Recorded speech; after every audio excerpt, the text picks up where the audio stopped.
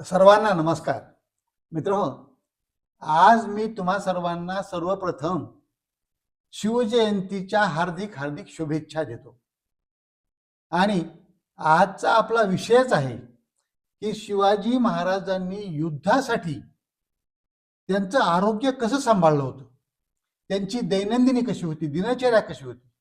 आतापर्यंत आपण खूप व्हिडिओ असे पाहिले असतील की ज्याच्यामध्ये काही सेलिब्रिटीजचं, काही हिरोईनचं, हिरोचं ते कशी त्यांची हेल्थ मेंटेन करतात याच्याबद्दलच्या दैनंदिनी खूप ऐकल्या असतील. परंतु त्यापेक्षा कितीतरी पटीनं चांगली असलेली आणि सत्य असलेली दैनंदिनी म्हणजे आपले सर्वांचे दैवत असलेले छत्रपती शिवाजी महाराज यांची जयंती. त्या निमित्तानं आज त्यांची दैनंदिनी आपण हे पाहूया. त्याच्यात हे आपला राजा, अष्टपैलू राजा, जाणता राजा ज्यांना आपण म्हणतो, त्यांचं अष्टप्रधान मंडळ होतं.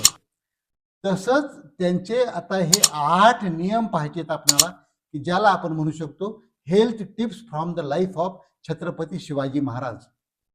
त्यांच्या आयुष्यातून, त्यांच्या दैनंदिनीतून, त्या काळातल्या ह्याच्यात कशा कशा प्रकारे त्यांनी आरोग्य सांभाळलं होतं आणि ते कशा प्रकारे त्यांनी हे सगळं केलं होतं. तर हे सगळं पाहायचंय म्हणजे सुरुवातीला आपण त्यांचं नंबर 1 पहिला जो नियम आहे, पहिली जी आपण काय म्हणू आरोग्याबाबतची हेल्थ टिप म्हणूया, तर पहिलं शिस्त होती त्यांची की नियमितपणा त्यांच्या जीवनशैलीमध्ये नेहमी करता होता. युद्धकाळ जर सोडला किंवा धावपळीचं त्यावेळेचं युद्धाचं पिरियड सोडला तर बाकीच्या वेळेला त्यांची उठण्याची वेळ, झोपण्याची वेळ ह्या अतिशय शिस्तबद्ध ठरलेल्या होत्या. गडावरील जे काय सकाळी सनई, चौघडे, काय जे नगारे काय वाजत असतील ते आवाजानं महाराज सकाळी उठायचे. म्हणजे 5:30-6च्या आसपास ते उठायचे आणि त्यावेळेला मग आपला सगळा दिवसाचा कार्यक्रम सुरू करायचा. मग व्यवस्थित सकाळचा व्यायाम हा त्यांचा नियमित ठरलेला असायचा. सगळ्या सवंगड्यांना बरोबर घेऊन, सगळ्या मावळ्यांना बरोबर घेऊन सकाळचा व्यायाम 1.5 तास 2 तास ते व्यायाम तो चालायचा. आणि जेव्हा वेळ मिळेल किंवा जेव्हा फुरसत असेल त्यावेळेला संध्याकाळी सुद्धा त्यांनी हा नियमित व्यायाम करायचा. म्हणजे त्यांची उठण्याची वेळ, व्यायामाच्या वेळा, झोपण्याची वेळ ह्या निश्चित होत्या.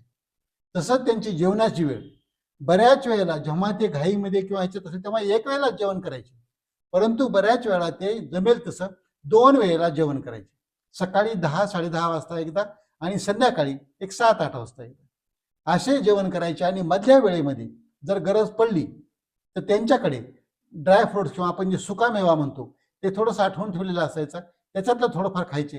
किंवा केळी हा त्यांचं खूप आवडतं त्यावेळेसचं एक फळ आहे. त्यांच्या स्वतःसाठीच नाही तर पूर्ण सैन्यासाठी सुद्धा, कुठेही टूरवर बाहेर असो, प्रवासात असो किंवा युद्धकाळात सुद्धा असो, कारण लगेच ऊर्जा देणारं हे फळ आहे. म्हणून त्यांनी कसं ते जवळ ठेवायचं आणि जिथं गरज पडेल त्यावेळेला ती केळी खायची. ही जीवनशैली असायची. आणि याच्यामध्ये हा नियमितपणा, सातत्य हे अतिशय आवश्यक. हे संतुलित आहार घेणं त्यांना जे आवडायचं, नेहमीचा त्यांचा आहार जो होता तो आहार बहुतांशी शाकाहारी आहार होता. त्याच्यामध्ये नाचणीची भाकरी असेल, बाजरीची असेल, ज्वारीची असेल, कशाची भाकरी, त्याच्यासोबत दूध असेल, कधी ताक असेल, दही असेल, तूप असेल, अशा प्रकारचे. आणि याला जोडून वेगवेगळ्या पालेभाज्या असतील, फळभाज्या असतील, फळं असतील, यांचा पण त्यांच्या आहारामध्ये नेहमी समावेश असायचा. हे संतुलित आहार सांभाळण्याकरता, कारण कसं आहे, आणि याच्यासोबतच हा तर आहार घ्यायचा आहे, परंतु हा आहार मित आहार घ्यायचा आहे.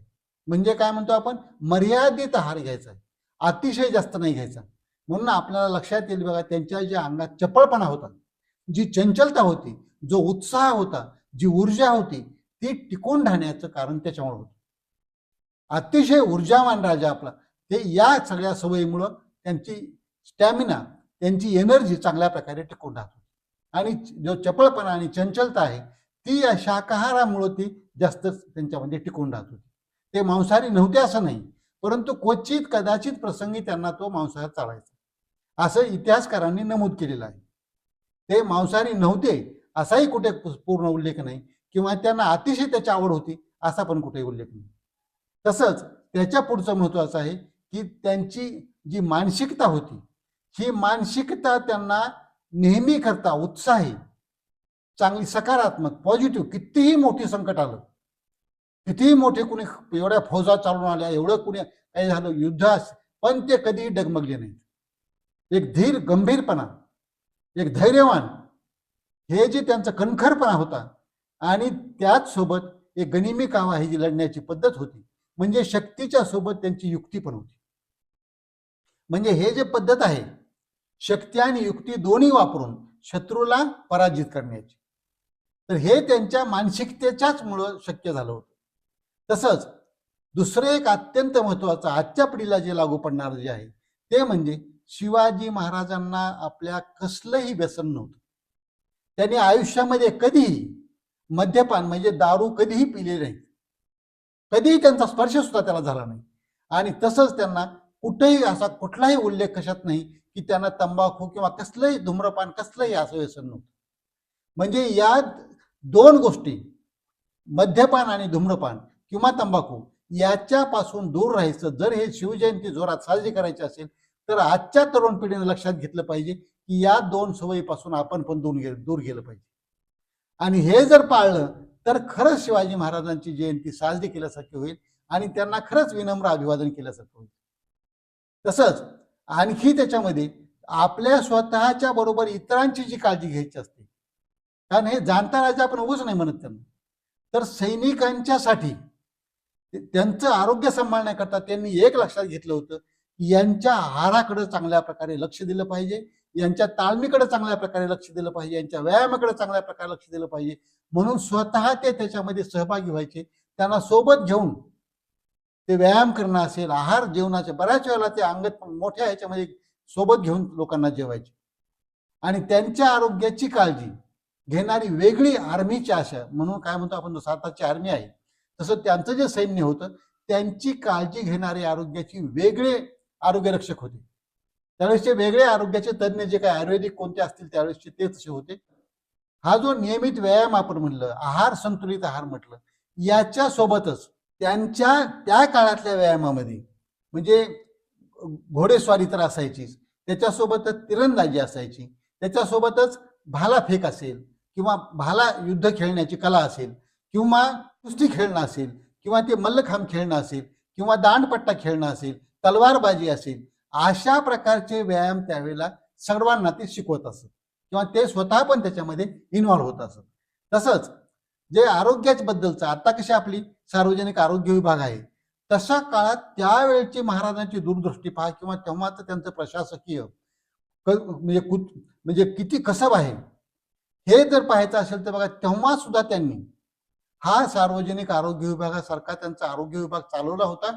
आणि त्याच्यामध्ये जे आता आपण सांगितलं की सैन्यासाठीच फक्त नाही, तर किल्ल्यावर त्या माणसांची वेगळी आरोग्याची व्यवस्था पाहणाऱ्या वेगळ्या टीम होत्या, त्यांची देखभाल करणारे ते वेगळे सगळे आरोग्यरक्षक किंवा आरोग्याची तज्ज्ञ माणसं होती.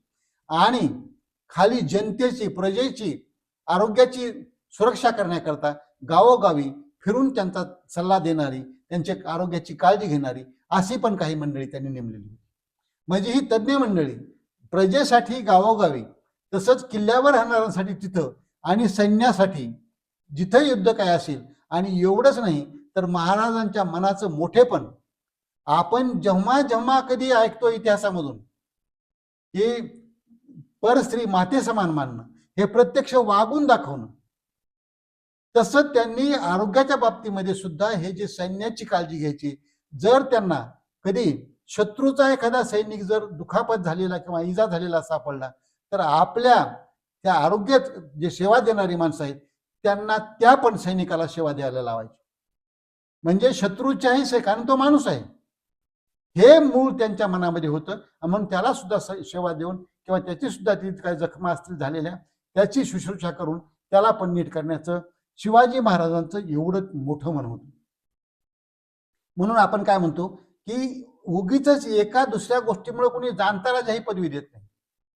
म्हणून आपण असं म्हणत असतो बघा, किंवा कुठेही इतिहासकार पण म्हणतात, मोठी माणसं पण सगळी बोलताना असं म्हणतात की आमचा राजा हा एका जर तराजूमध्ये, एका पारड्यामध्ये जर 33 कोटी देव सगळे ठेवले एका पारड्यामध्ये आणि दुसऱ्या पारड्यात जर आमच्या राजाला बसवलं, तर राजाचं पारड वजनदार आणि ते खाली येईल. हे 33 कोटी देव अलगद म्हणजे खालच्या वजनासारखे वर तरंगायला लागते. एवढी ताकद ह्या त्यांच्या प्रशासकीय कामामध्ये, त्यांच्या हे सगळ्या व्यवहारीपणामध्ये आणि शक्ती आणि युक्ती हे जे वापरायचं आहे याच्यामध्ये ही साठलेली होती. म्हणून जे काही त्यांचे हे गुणधर्म आहेत, जे काही त्यांचे आपण ज्या हेल्थ टिप्स म्हणू शकतो आताच्या भाषेमध्ये, किंवा त्यांनी जी दैनंदिनी जीवनशैली जी त्यांची होती, हा नियमितपणा आपण पण पाळला पाहिजे. त्याच्यातील ज्या चांगल्या गोष्टी आहेत, आहाराच्या असतील, व्यायामाच्या असतील, मानसिकतेच्या असतील, तर या सगळ्या आणि त्याच्यासोबतच मन मोठं करून आपल्यासोबतच इतरांची काळजी, त्यांच्या ठिकाणी आपण आहोत असं समजून केलेली त्यांची काळजी, तरच हे सगळं मोठेपण टिकू शकत असतं. तर आपण सगळेजण याच्यापासून हे शिवाजी महाराजांची जे जीवनशैलीतले काही गुण आहेत, जे काही सवयी आहेत, त्या घेण्याचा प्रयत्न करूया सगळेजण आणि त्यांच्यासारखं मोठं बनण्याचाही प्रयत्न करूया आणि निरोगी राहून दीर्घायू होऊया. आजचा व्हिडिओ आवडला असेल मित्रांना पाठवा, लाईक करा, कॉमेंट करा आणि डॉक्टर राम जावळे हे चॅनल जर आजपर्यंत सबस्क्राईब करायचं राहिलं असेल तर प्लीज सबस्क्राईब करायला विसरू नका. कारण आपलं आरोग्य आणि सत्यमेव जयते, सर्व नात्याहून श्रेष्ठ मला हेच नाते. जय जवान, जय किसान, जय भारत, जय इन्सान. निरोगी राहून दीर्घायू होऊन आकाशात भरारी घेऊया. चला दोस्त हो, रोगराईला हाकलून